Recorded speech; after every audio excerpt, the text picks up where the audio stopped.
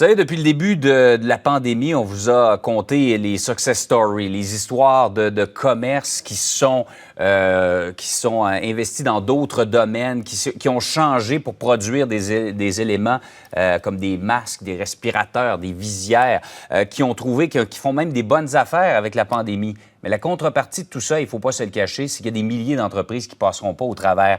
Et à la veille de la réouverture des centres commerciaux dans la région de Montréal, on voulait vous raconter l'une de ces histoires ce matin, celle de Normand Vachon, copropriétaire de la boutique Maisonne à la place Versailles. Bonjour, M. Vachon. Bonjour, M. Guérin. D'abord, vous auriez dû, vous êtes avec votre conjointe d'ailleurs. Bonjour, madame. Oui. Bonjour. Vous auriez dû rouvrir vos portes demain. Ça fait 44 ans que vous êtes, je pense, dans la vente d'articles et de vêtements de danse, hein, c'est ça? On vend des bonnes nylons, des accessoires de danse, puis on fournit les écoles, puis le ballet, puis les souliers de danse, puis la danse conventionnelle, le cha-cha, le rock'n'roll. Tout le monde s'est arrêté à la mi-mars. Évidemment, on a fermé tous les commerces. Pensiez-vous que vous passeriez au travers? Bien, à la mi-mars, disons, nous autres, juste donner un exemple, c'est qu'on vendait à peu près 20-25$ par jour, puis la vendeuse nous coûtait 150, à part du loyer, les taxes, puis le reste, fait qu'on était plus capable de tenir. Donc, vous avez fermé à ce moment-là. De toute façon, vous n'aviez plus le choix après un certain temps. Et comment se sont passées les dernières semaines? On vous voit là avec votre conjointe. Très touchant, cette photo que votre fille nous a fait parvenir devant votre établissement avec tout ce que vous aviez commandé comme matériel que vous pourrez pas écouler. Comment se sont passées les semaines et les mois de confinement? Vous avez essayé de garder votre commerce là, à bout de bras, hein? Oui, on a attendu pour voir qu'est-ce qui arrivait, mais le problème, c'est qu'il se passait rien, le temps passait. Puis nous autres, qu'on pensait qu'on paierait juste 25% de loyer, mais là, ça fonctionne pas comme ça.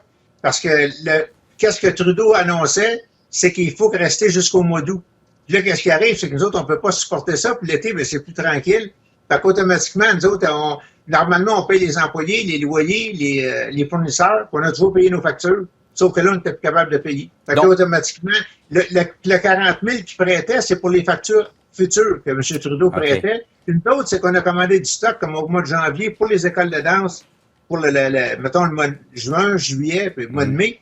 Fait que ça, on n'est pas supposé de payer ça avec les 40 000. Donc, on peut pas prendre les 40 000, c'est comme pas légal, parce que si on paye une facture pour du stock qu'on a acheté antérieurement, justement, pour le vendre tout de suite, là, ça compte pas. Donc, vous ne rentriez pas dans les critères du programme d'aide au loyer? Non, parce que le 40 000, en réalité, ça aurait pris comme une subvention de loyer ou quelque chose du genre. Parce que le prêt, puis si comme nous autres, on doit à peu près ça 35 000 actuellement, là, de loyer, puis des cartes de crédit du commerce pour le stock qu'on a acheté, que j'ai dans mon garage ici. Fait qu'il faut rembourser ça. Si on prenait le 40 000, on s'endettait encore d'un autre 40 000 parce que l'été, c'est tranquille, puis cet été, ça ne bougera probablement pas. Fait qu'on s'est ramassé à 80-90 000 de dette à la fin de l'été. Puis ça, on peut pas se permettre ça. Et moi, j'ai ma pension, ma femme a sa pension. PME. Fait que c'est pas. Puis ma femme a le cancer, ça fait 2 ans qu'elle est en traitement. Puis l'argent que normalement elle s'aurait pris, elle la prenait pour payer. Parce que ça, on avait 9 employés. Donc, son salaire à elle passait pour payer un employé. Fait que là, comme elle ne prenait pas de salaire parce qu'elle a le cancer, elle n'était pas éligible à la PCU non plus.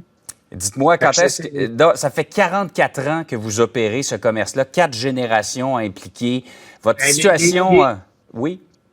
Mes enfants ont travaillé dedans, mes petits-enfants ont travaillé dedans, puis mon arrière-petit-fils a travaillé dedans aussi. Ça n'a pas dû être une décision facile à prendre de dire on met la clé dans la porte? Bien là, c'était comme notre fonds de pension. C'était notre fonds de pension. Fait que ce magasin-là, en temps normal, il aurait valu comme 250, 300 000. Là, en dernier, on n'a quand même pas pu le vendre, il n'y a pas rien, tout est perdu au complet. Puis là, actuellement, qu'est-ce qui arrive? C'est que moi, dans mon garage, c'est plein jusqu'au plafond. Là. Si vous avez besoin des bonnes nylons, du stock de danse ou des souliers, là, j'en ai jusqu'au plafond dans le garage. Et je sais pas ce qu'on va faire avec ça. Et on va essayer de vendre ça du mieux qu'on peut. Mais déjà, on doit de l'argent, on doit pas loin de 35 000 là, en loyer et en carte de crédit. Et probablement, M. Vachon, que votre situation reflète celle de milliers de petits commerçants au Québec qui ne rentrent pas dans les programmes, qui n'ont pas les reins assez solides pour passer au travers. Ben, c'est parce que, comme ça va déjà passé, je pense que tout le monde en parle, c'est que nous autres, on achète du stock pour les saisons. Puis quand on achète le stock, ben, faut le payer. Puis qu'après qu'on l'a payé, il faut le vendre. Fait que là, le stock qu'on est pogné avec, on peut pas le vendre. Puis en ne pouvant pas le vendre, mais c'est sûr qu'il ne rapporte pas d'argent. Puis là, on peut pas en racheter d'autres pour le temps. C'est comme une roue, là. Puis qu'est-ce qui arrive?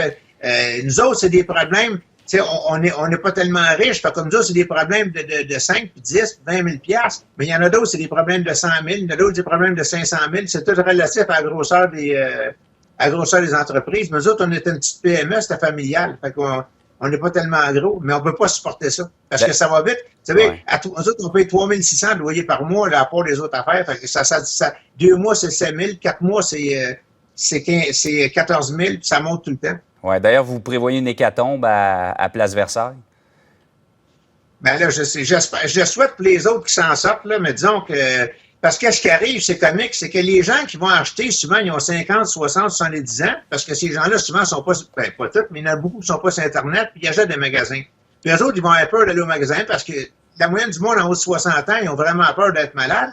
Puis ceux qui n'ont pas peur, les jeunes, ils achètent avec Amazon. Fait que si les jeunes achètent sur Amazon, ils n'achèteront pas dans les centres d'achat. Ceux qui achètent dans les centres d'achat, la majorité ne se déplaceront pas. Fait qu'automatiquement, je ne sais pas, là, je vois bien mal comment ça peut redécoller. Puis en plus, il y a le facteur qu'il faut attendre longtemps. Quand les gens vont dans les magasins, là, puis vous savez, dans un magasin, si vous avez un garde de sécurité pour surveiller le monde en rentrant, plus une personne pour donner du purel, plus le propriétaire qui joue à la police dans le magasin, il va venir un temps que ça peut pas être rentable. Là. Ça devient difficile, ça devient difficile à supporter.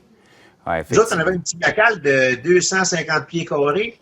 Alors, c'était impossible pour nous autres d'être à 2 mètres de distance avec la vendeuse puis le client, parce que c'était trop petit. Ouais. Parce qu'il faut être à 2 mètres, mais pour être à 2 mètres, ça prend un magasin, mettons, de 1000 pieds carrés ou de 800 ou 1500, à 250 pieds. Ça commence à faire des conditions qui sont difficiles à supporter pour les petits commerçants. Monsieur Vachon, merci beaucoup de nous avoir parlé de votre histoire. Je pense qu'il y a beaucoup de commerçants qui vont se reconnaître dans ce que vous vivez présentement. Bonne chance pour la suite. Et madame, bonne chance dans votre combat contre le cancer. Merci beaucoup de nous avoir parlé ce matin. Si le gouvernement donnerait quelque chose pour... ça aiderait, mais je ne sais pas du tout qu'est-ce que le gouvernement, soit provincial ou fédéral, peut faire. Parce que Trudeau, c'est qu'il dit toujours qu'il va en faire plus, mais le problème, c'est qu'il en fait plus. À force d'en faire plus, il va pas eu le temps de faire grand-chose. Parce qu'à tous les jours, il dit qu'il en fait plus, il en fait plus. Mais ça bouge pas beaucoup. Puis souvent, quand ils mettent des conditions impossibles, c'est comme ça faut que ça arrive un samedi après-midi à 2 heures, une journée qui fait soleil, puis du côté est de la rue. C'est un peu les conditions qu'ils demandent quand ils donnent de l'argent. Fait que souvent, vous ne rentrez pas dans les conditions, puis on peut pas avoir l'argent. C'est très éloquent ce que vous venez de dire. Merci beaucoup, M. Vachon. Merci et bonne chance pour la suite. Merci beaucoup. Bonne journée, M. Au revoir.